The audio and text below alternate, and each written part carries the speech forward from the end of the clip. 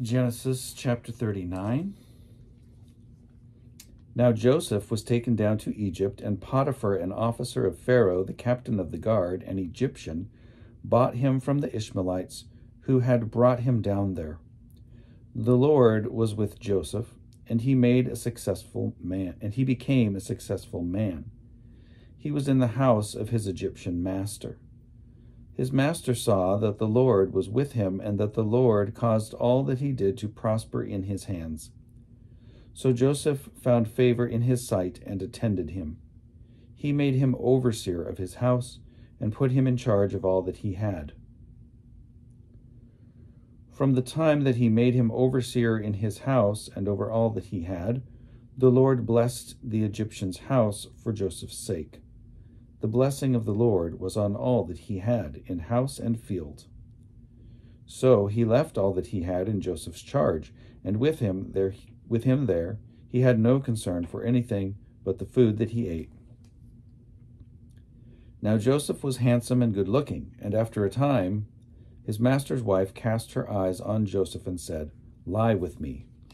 But he refused and said to his master's wife, "Look, with me here, my master has no concern about anything in the house, and he has put everything that he has in my hand. He is not greater in this house than I am, nor has he kept back anything from me except yourself, because you are his wife. How then could I do this great wickedness and sin against God?" And although she spoke to Joseph day after day, he would not consent to lie beside her or to be with her.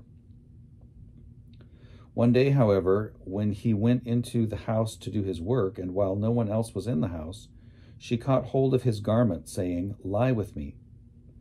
But he left his garment in her hand and fled and ran outside.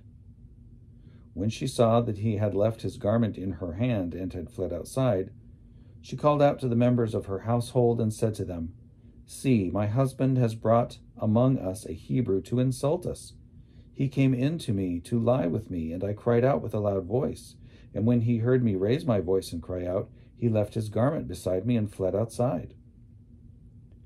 Then she kept his garment by her until his master came home, and she told him the same story, saying, "The Hebrew servant whom you have brought among us came in to me to insult me, but as soon as I raised my voice and cried out, he left his garment beside me and fled outside." When his master heard the words that his wife spoke to him, saying, "This is the way your servant treated me," he became enraged. And Joseph's master took him and put him into the prison, the place where the king's prisoners were confined. He remained there in prison. But the Lord was with Joseph and showed him steadfast love, and he gave him favor in the sight of the chief jailer. The chief jailer committed to Joseph's care all the prisoners who were in the prison, and whatever was done there, he was the one who did it. The chief jailer paid no heed to anything that was in Joseph's care, because the Lord was with him, and whatever he did, the Lord made it prosper.